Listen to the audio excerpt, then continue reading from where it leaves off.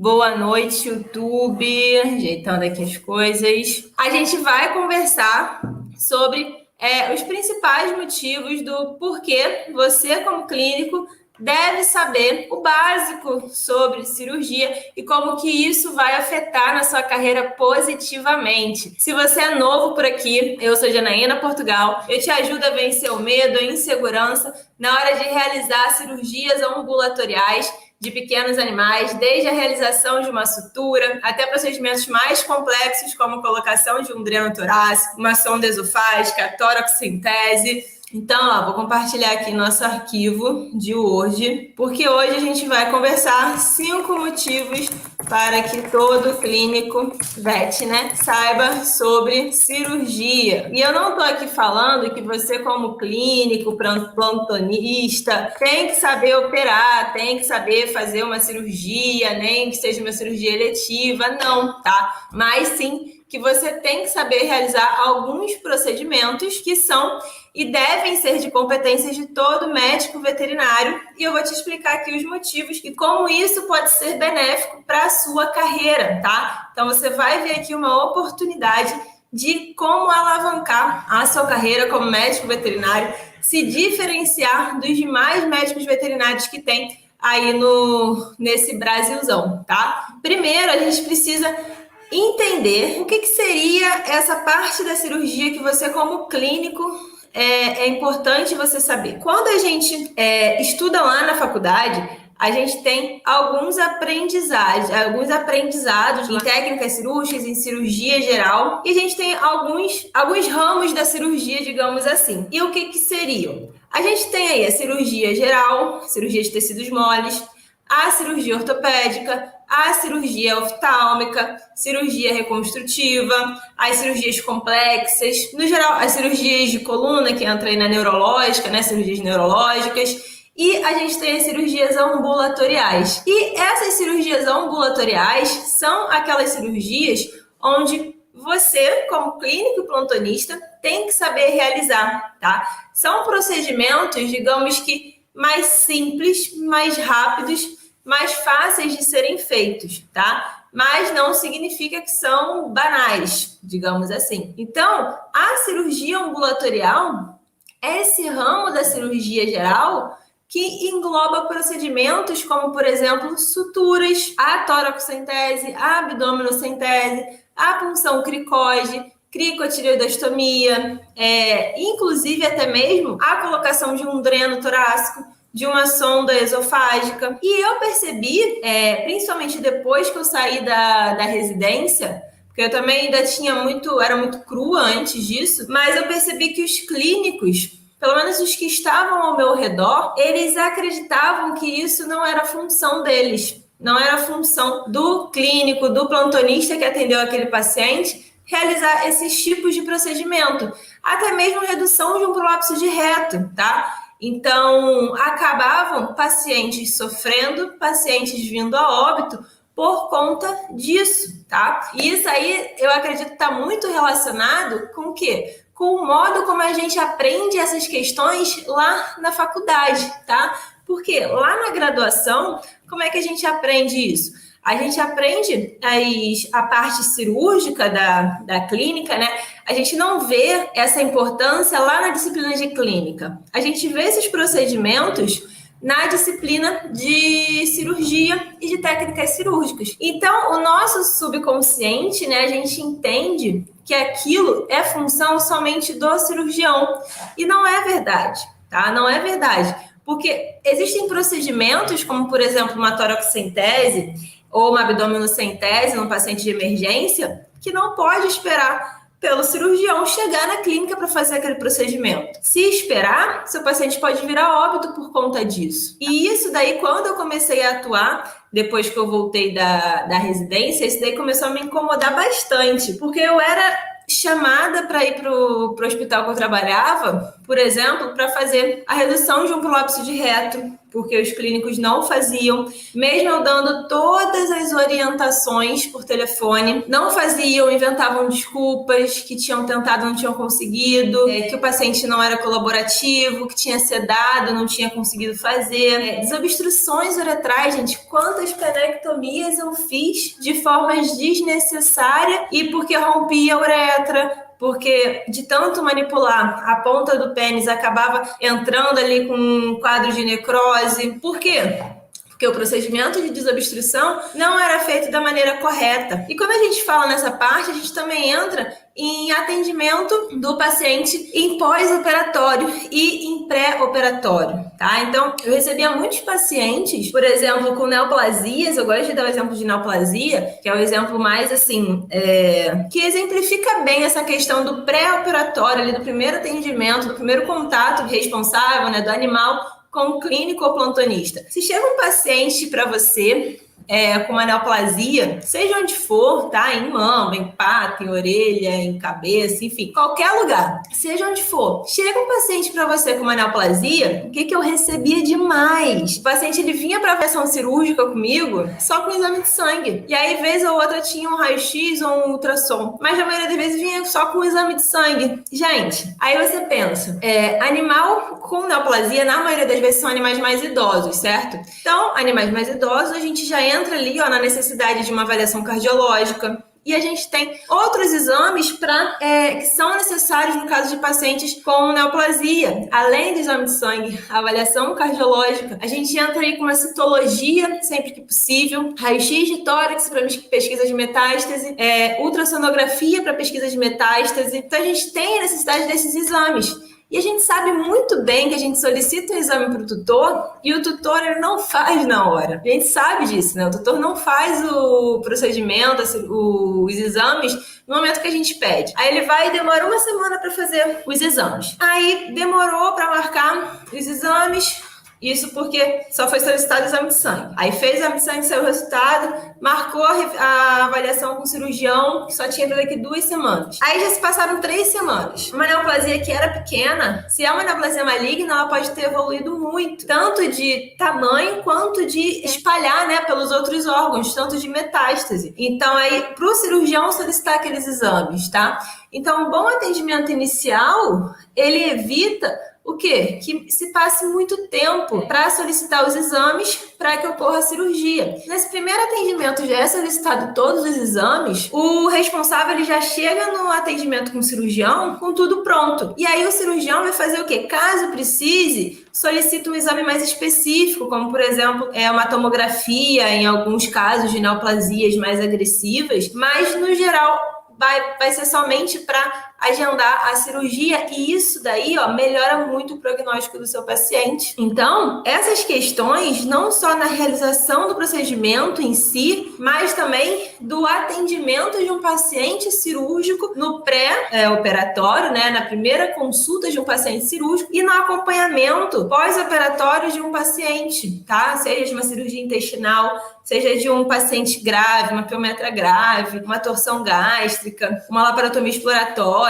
com ruptura de algum órgão. Esse acompanhamento pós-operatório também é extremamente importante desenrolar para o bom atendimento desse paciente, tá? E vai te ajudar a melhorar o prognóstico do seu paciente. Então, a gente tem cirurgia de tecidos moles, cirurgia ortopédica, cirurgia neurológica, cirurgia reconstrutiva oncológica, a cirurgia ambulatorial e cirurgias complexas, que aqui entra as cirurgias cardíacas, as cirurgias microcirurgias. Aqui, a cirurgia ambulatorial deve ser de conhecimento de todo clínico e plantonista. Deixar aqui, em vermelho. E o que é essa cirurgia ambulatorial? Consiste em pequenas cirurgias, devem ser realizadas no ambulatório e não dependem de um cirurgião. Exemplo: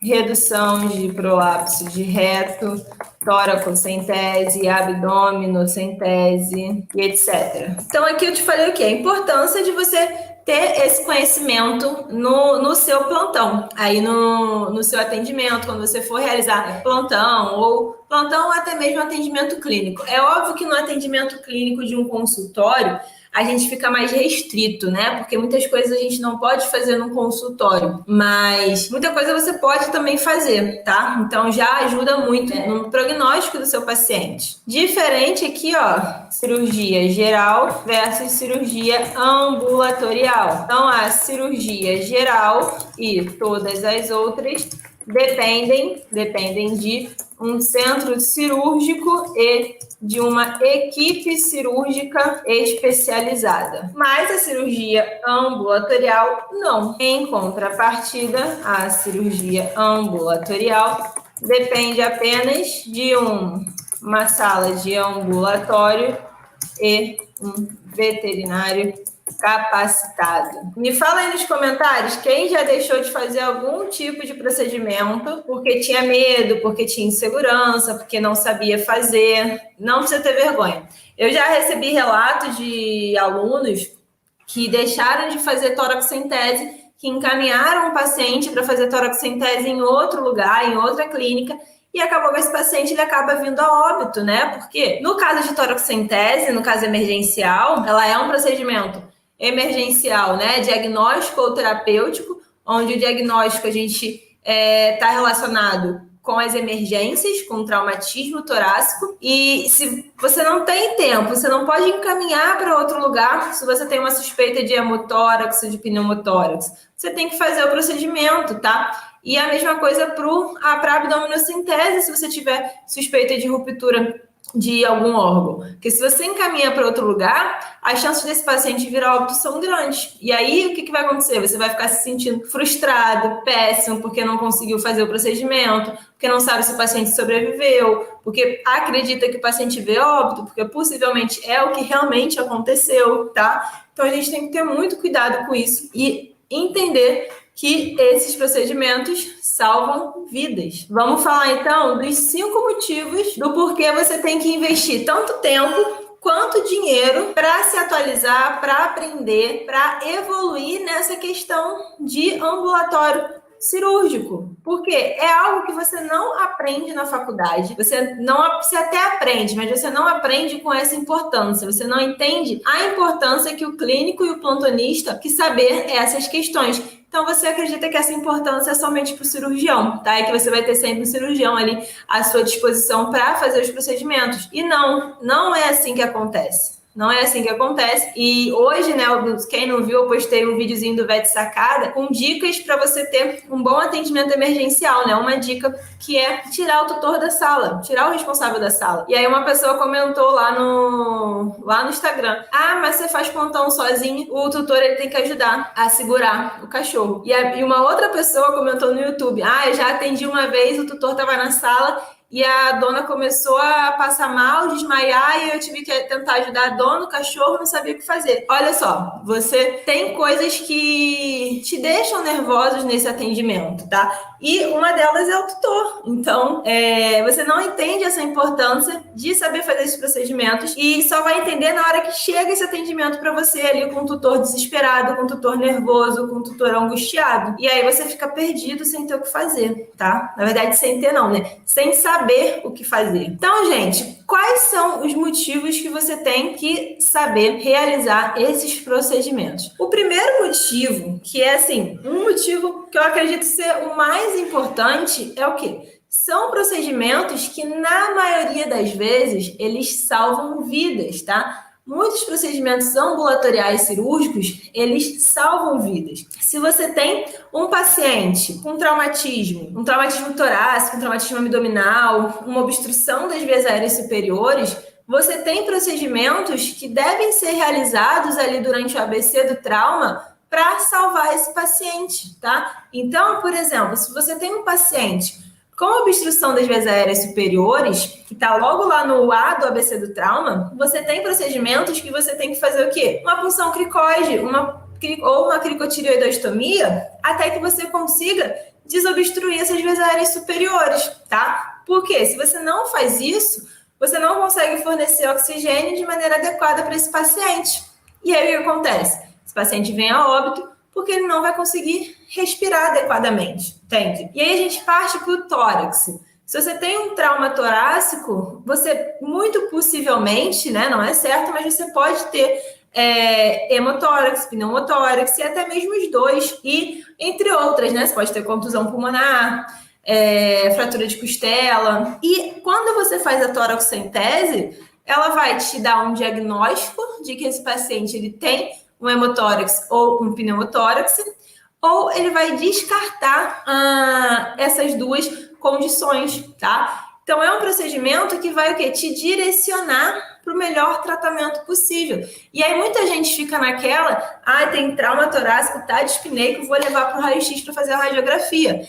E não pensa na toracocentese. Por quê? Porque tem medo de furar pulmão, tem medo de furar coração, tem medo de, sei lá, de que tem medo, que vocês chegam com os medos nada a ver às vezes, mas tem medos que muitas vezes são irreais, tá? Por quê? Porque se você sabe a técnica de fazer aquele procedimento, nada disso vai acontecer. Se você sabe o passo a passo.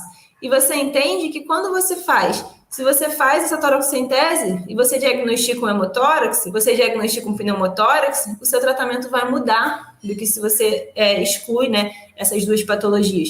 E, inclusive, pode ser necessário até a colocação de um dreno torácico. E, na emergência, você como clínico plantonista, precise colocar esse dreno torácico e não o cirurgião, tá? Porque é um paciente que está em angústia respiratória, que não consegue respirar, e a toracocentese não está sendo eficiente. E aí você vai esperar o cirurgião para colocar um dreno torácico nesse paciente? Ele vai virar óbito. A mesma coisa para toracocentese, para abdominocentese. Você vai esperar, se você não tiver um ultrassonografista ali à tua disposição, você vai esperar o ultrassonografista para diagnosticar uma ruptura esplênica, uma ruptura hepática, quando você pode puncionar esse abdômen e descobrir se tem um hemoperitônio ou um uroperitônio. A gente foi criado, né, no mundo onde a gente tem muitos exames à nossa disposição.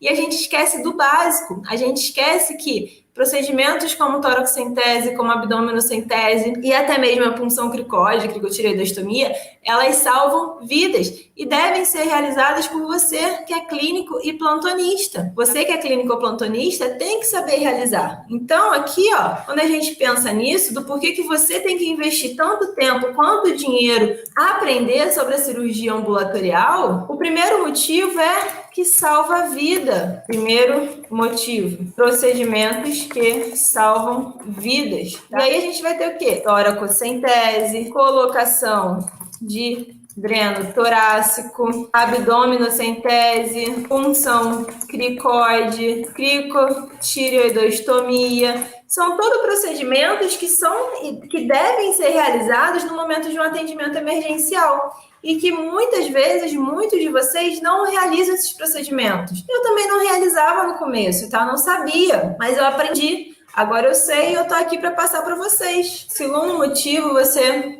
pode de repente achar, mas é a mesma coisa. Mas não, tá? Segundo motivo é o quê? Procedimentos que melhoram o prognóstico do paciente. Então, quando a gente fala de procedimentos que melhoram o prognóstico do seu paciente, a gente está falando, por exemplo, de uma redução de prolapso de reto de maneira eficiente. A redução de prolapso de reto não é um procedimento difícil, não é um procedimento complicado, mas é um procedimento que eu vejo que muitos veterinários não sabem realizar, não sabem fazer da maneira correta. Eu lembro uma vez, quando eu trabalhava nesse hospital aqui perto de casa, assim que eu voltei da residência, que uma vez me ligaram de manhã, era uma sexta-feira, me ligaram de manhã falando que tinha chegado um gatinho com prolapso de reto para ir para lá fazer a redução daquele prolapso. Eu tinha cirurgia à tarde lá e eu estava em cirurgia em outro lugar. Aí eu, oi? Como assim? Mas vocês não fazem, não sei o quê. Aí, não, porque não dá para fazer, era um gatinho pequenininho. Aí eu, não, peraí, eu vou te falar como é que tem que fazer que vocês fazem aí. Eram 2 clínicas. Isso daí é um ambulatório cirúrgico, não precisa de mim, não precisa da anestesista. Expliquei tudo para ela reduzir de maneira eficiente. E aí cheguei lá de tarde para a cirurgia que eu tinha agendado, não falaram mais nada comigo, ó. Então, conseguiram, né? Eis que o gatinho estava na internação me esperando. E aí, o que acontece com esse paciente se você não reduz o prolapso de reto naquele momento do seu atendimento e bota ele numa internação? Esse reto, ele pode lesionar tanto nas paredes, na grade do gatil, do canil, quanto com ele coçando, arranhando, ele pode lesionar. E aí, um procedimento que seria uma simples redução de prolapso de reto, ele pode se tornar o quê? Uma amputação retal. E se o clínico ele faz o procedimento à moda caralho, de qualquer jeito, esse prolapso de reto ele vai recidivar e esse paciente ele vai precisar passar por uma colopexia. Muito veterinário não faz a redução de prolapso de reto manual porque não tenho resultado, não consigo, sempre volta, então já parto logo para colopexia. Mas eu tô aqui para te falar que possivelmente esse prolapso de reto que você reduz e volta, ele volta por quê? Porque você não sabe o passo a passo, não sabe as dicas, os pulos do gato para fazer uma boa redução de um prolapso de reto. E aí ele volta, porque tem pontos específicos, assim como na desobstrução uretral felina. Muitas vezes você não consegue desobstruir um gato de maneira eficiente porque você está pulando etapas, porque você está esquecendo detalhes importantes da anatomia felina, do procedimento de desobstrução, porque você não faz uma cistocentese de alívio, tá?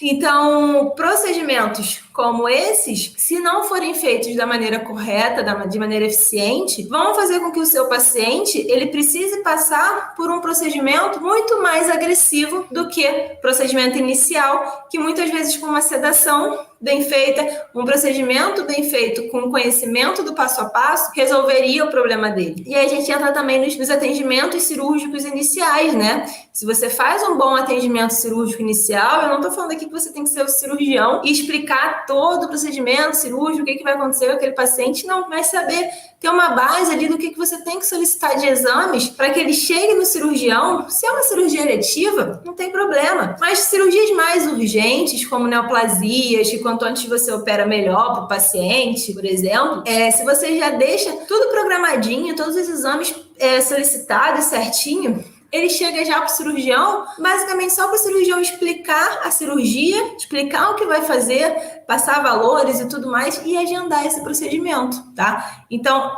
o espaço entre o primeiro atendimento e o dia da cirurgia se torna menor. E se esse espaço se torna menor, melhora o prognóstico do paciente também, porque ele vai ficar menos tempo esperando para realizar aquele procedimento. E a gente sabe que quanto mais espera, mais complicações a gente pode ter, né? Mais esse tumor pode se desenvolver, por exemplo. Entendido? Estão entendendo, galera? Então, aqui a gente tem o quê? Redução de prolapso de reto de maneira eficiente. Caso não seja feita, pode ser necessário a realização de amputação retal ou colopexia, desobstrução uretral felina. Caso não seja feita da maneira correta, pode levar esse paciente à necessidade de uretrostomia peniana, tá? E aí, um procedimento que seria simples ali, a redução, acaba se tornando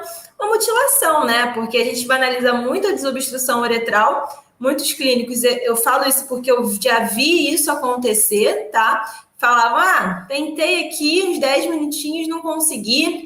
Liga para o cirurgião para vir fazer a uretrostomia, a penectomia. Gente, você tem que lembrar que a penectomia é uma mutilação, tá? Você está tirando um órgão do seu paciente. Isso daí pode trazer consequências posteriormente, tá? Então, não vamos banalizar a penectomia e nenhum outro procedimento, tá bom? E aqui a gente entra também com o primeiro atendimento de um paciente cirúrgico de maneira eficiente, tá? Então, a gente tem essas questões que melhoram, fazem com que o prognóstico do seu paciente... a gente tem aqui ainda também o quê? A sondagem esofágica, tá? Sondagem esofágica, muitas vezes você, como clínico plantonista, fica lá perturbando o coitado do gato, o coitado do cachorro que já tá mal, em outro ambiente, sem comer, forçando comida na seringa, até ele não poder mais. Se é um paciente que está aceitando bem, ok, mas muitas vezes o paciente não aceita bem. Quando está internado, já por alguma anorexia, alguma gastrite, enfim, algum problema que causa ele enjoo, mal-estar, ele não aceita bem a alimentação na seringa. E a gente sabe que o estresse, ele atrapalha a recuperação do seu paciente, tá? Então, você está fazendo com que a recuperação do seu paciente seja mais lenta, porque você está forçando a alimentação na seringa, você está estressando mais esse paciente e fazendo com que a sua recuperação seja mais lenta, tá? Então, uma colocação de uma sonda nasoesofágica, que é simples, rápido, não é difícil, já ajuda muito a diminuir o estresse desse paciente. Apesar de ser uma quantidade menor de alimento que você fornece na sonda nasoesofágica, você tem controle do quanto você está fornecendo. E se o paciente tem condições de passar por uma anestesia, a gente tem as sondas esofágicas, que aí você consegue passar quantidades maiores de alimento e mais consistente, né? Você consegue passar ali um patê, uma ração batida, então você consegue passar alimento em maior quantidade e mais consistente. Então, você alimenta o paciente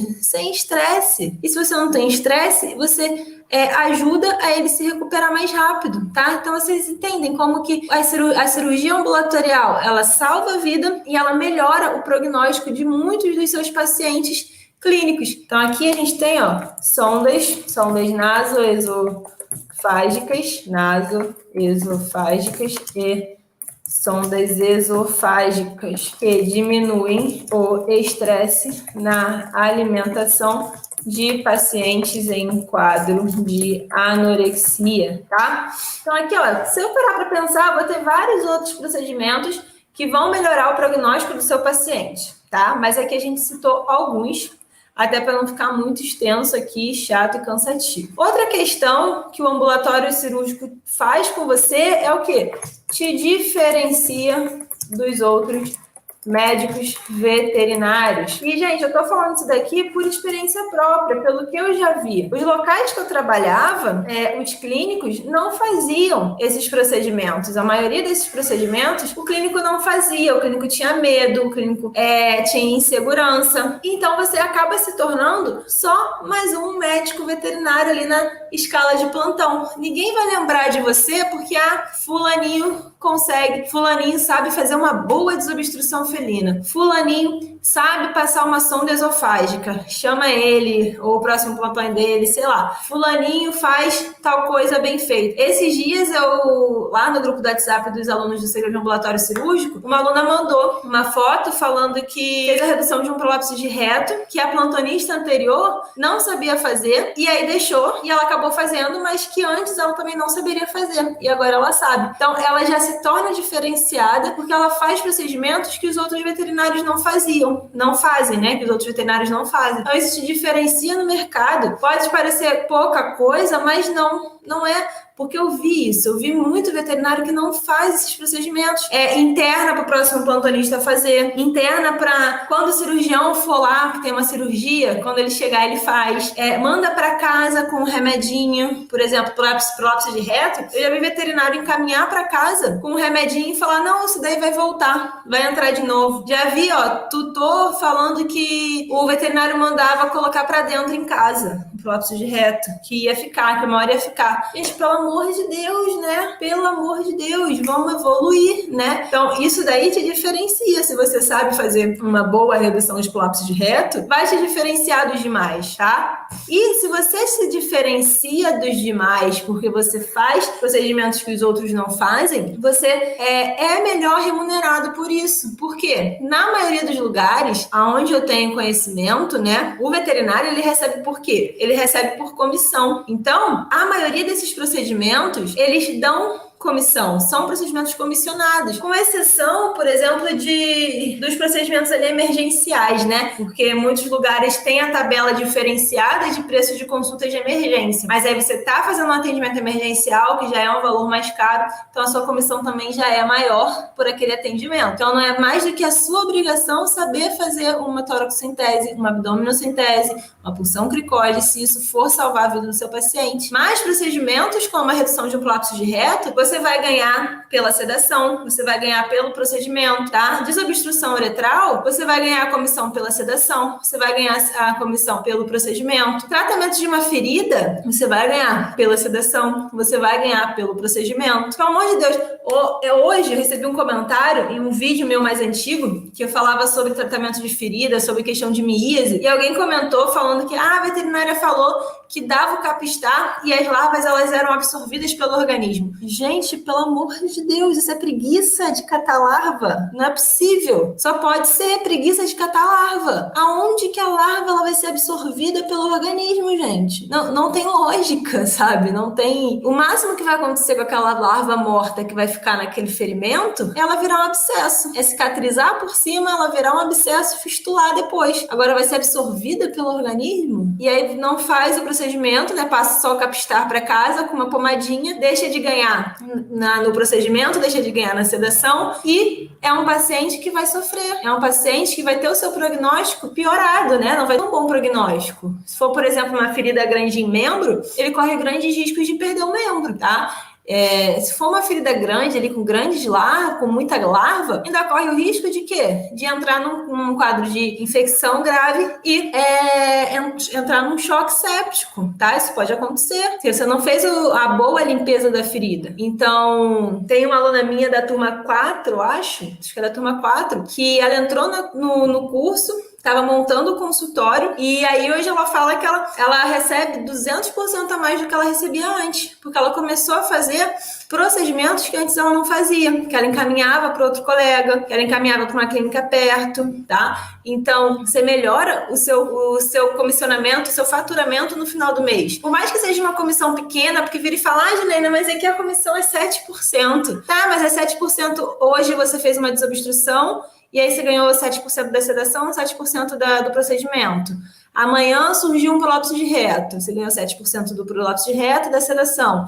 E aí você vai acumulando, no final do mês, você tem um bom aumento no seu salário. Eu ficava revoltada quando essas clínicas que eu trabalhava me chamavam para fazer, gente, não é possível, eles não querem ganhar mais, não querem aumentar o seu comissionamento, então aumenta o seu comissionamento no plantão. E aí, então aqui a gente já falou que é 4, né? Primeiro motivo, procedimentos que salvam vidas. Segundo, procedimentos que melhoram o prognóstico do seu paciente. Terceiro motivo, te diferencia dos outros médicos veterinários. Quarto motivo, aumenta o seu comissionamento no plantão. E por último, que acaba sendo o quê?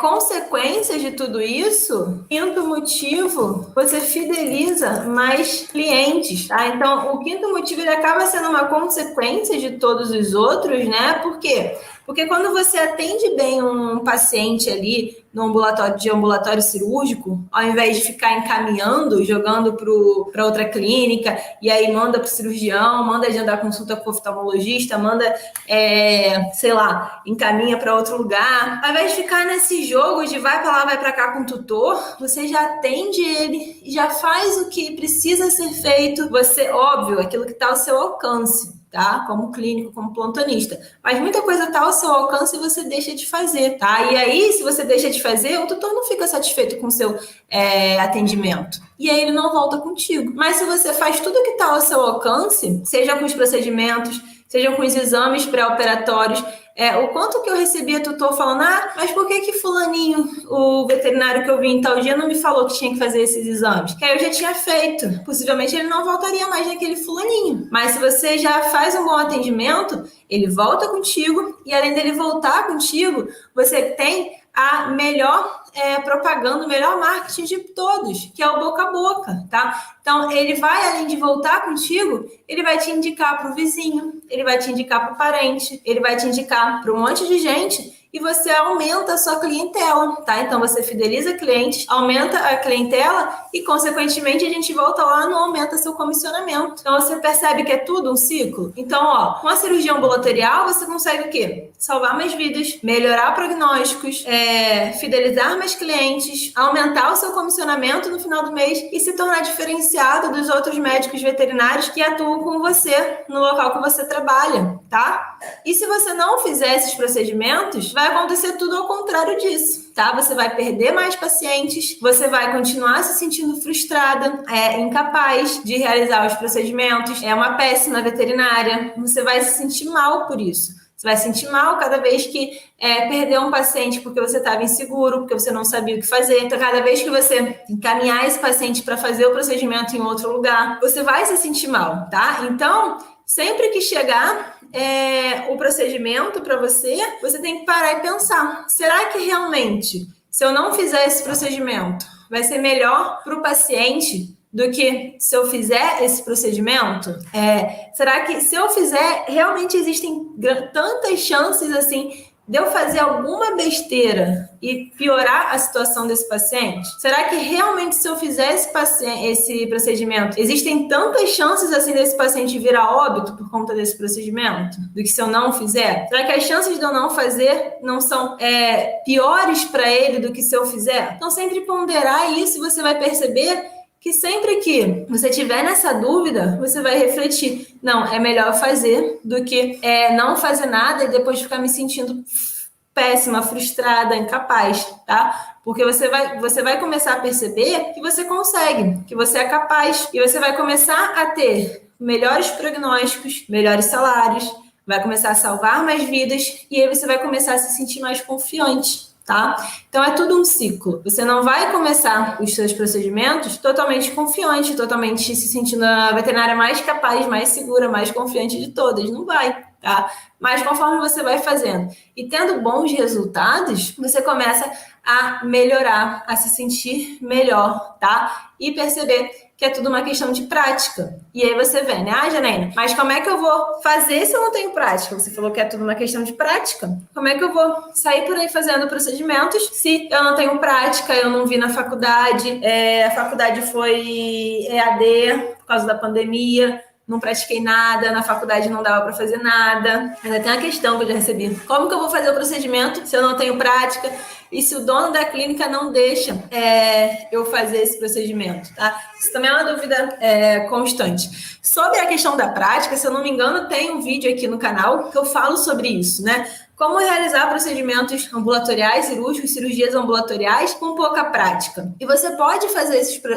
praticar esses procedimentos de diversas formas, tá? A sutura, que é o primeiro ponto ali, né, que vai ser importante para diversos procedimentos, você pode treinar em casa. Você treina em casa com pano, com uma esponja de pia, você treina em casa com um peito de frango, você treina em casa com diversas coisas. Os outros procedimentos, você consegue. Aí, se você ainda está na faculdade ou no ambiente universitário, você consegue acesso a cadáver para praticar. Se você não está no ambiente universitário, você consegue praticar na clínica que você trabalha. Então, você consegue, por exemplo, solicitar, se o dono da clínica permitir e o tutor, o responsável do paciente também permitir, quando o paciente vier a óbito, você pode treinar com aquele paciente. Só nunca faça nada sem a permissão do responsável, porque aí pode dar problemas para você. Mas você tem milhões de formas de praticar, basta você querer, tá? Então, isso não é desculpa.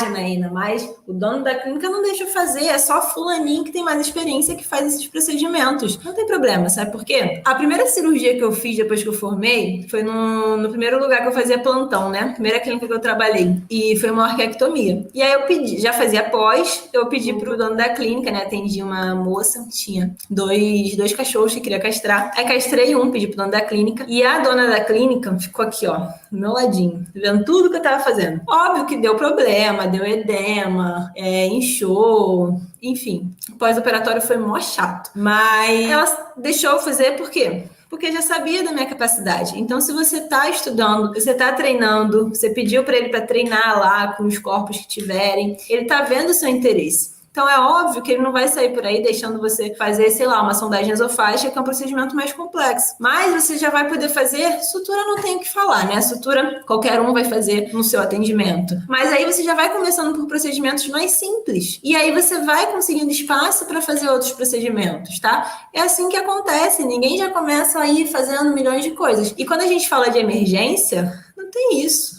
Não tem de, não, mas o dono da clínica não deixa qualquer um fazer toracocentese, tem que ser só fulaninho. É a vida do seu paciente que está em risco, tá? E se ele morrer, você vai se sentir culpado. Então, sinceramente, tem situações que você tem que fazer o que está ao seu alcance ali, independente de fulaninho deixa, fulaninho não deixa, dono da clínica deixa, dono da clínica não deixa. No momento de emergência, você tem que fazer o que tem que ser feito, o que está ao seu alcance. E se ele não deixa fazer uma toracocentese, um dreno torácico, se for necessário para o paciente sobreviver, sinceramente, eu faria, tá? Por quê? Porque é o nosso nome que está em jogo, é o nosso CRMV que está em jogo, então a gente tem que fazer, tá bom? Então é isso. Como melhorar a prática nesses procedimentos, eu já falei, existem milhões de formas de você praticar, e a melhor forma de praticar é fazendo, na vida real, no atendimento, tá? Pare de encaminhar os seus pacientes para o outro veterinário, porque isso daí não vai fazer com que você tenha segurança nunca. Você tem que saber que você vai fazer, chegou no seu atendimento, você vai fazer. Tem risco de você errar? Tem risco de você errar. Mas uma coisa que eu falo você vai errar, gente. E quanto antes você errar, melhor. Melhor você errar quando você é recém-formado do que quando você tiver 20 anos de formado e ainda estiver inseguro de fazer esses procedimentos. Você vai errar de qualquer jeito. Eu já errei. Os maiores professores que você já tem já erraram. E se alguém fala que nunca errou, que nunca perdeu um coto numa OSH, ele tá mentindo. Ou tá mentindo, ou tem que olhar o N aí dessa pessoa, que possivelmente deve ter feito 2 na vida toda. Então, errar é fundamental para o seu aprendizado. Porque é com o erro que você aprende. O erro é a melhor forma de você aprender. Com o erro, você vai analisar. Se você acerta, se você faz tudo certo, você acha que já sabe tudo. Já sei tudo, tá ok, não preciso mais estudar isso, não. Mas quando você erra, você percebe o que eu fiz errado. Onde foi que eu errei? E aí você busca estudar, pelo menos deveria, se você tem o mínimo de consciência e sabe que você está lidando com vidas, para no próximo procedimento você melhorar naquele ponto e não errar mais. O sucesso é treinável, gente. Eu sempre falo aqui, o sucesso é treinável. Então, você vai fazer, você vai errar, você vai melhorar. E assim é a curva de aprendizado. Combinado? Então, os 5 motivos para você saber sobre cirurgia ambulatorial salvar cada vez mais vidas no plantão, melhorar o prognóstico do seu paciente, fidelizar cada vez mais clientes, se diferenciar dos outros médicos veterinários no mundo que está cheio de médico veterinário, mais de 80 mil médicos veterinários, você se diferencia e aumenta o seu comissionamento, né, Beth? Óbvio, aumenta o seu comissionamento no final do mês e a gente sabe que é sempre bom, né? A gente sempre reclama que médico veterinário não é valorizado, que médico veterinário ganha pouco, que médico veterinário isso, aquilo, mas me fala quantos veterinários você conhece que estão fazendo alguma coisa para melhorar o seu faturamento no final do mês. A maioria só reclama e não faz nada, tá? Então, se você ficar esperando cair do céu o aumento no seu comissionamento, você vai continuar esperando que não vai cair. Mas se você começar a realizar cirurgias ambulatoriais, seu comissionamento vai aumentar com certeza. Assim como eu tenho alunos lá no ambulatório cirúrgico que aumentaram em 200% o seu comissionamento no final do mês. Então, é possível você melhorar o seu salário com a cirurgia ambulatorial e salvando cada vez mais vidas. Afinal de contas, é isso que a gente quer, né? Salvar cada vez mais vidas. Foi para isso que a gente estudou, é por isso que a gente fez essa medicina e por isso que a gente gosta, né, de atuar. Então, Vete, era isso que eu tinha para passar para vocês. Deixem seu like aí. Beijo, Vete. Até amanhã.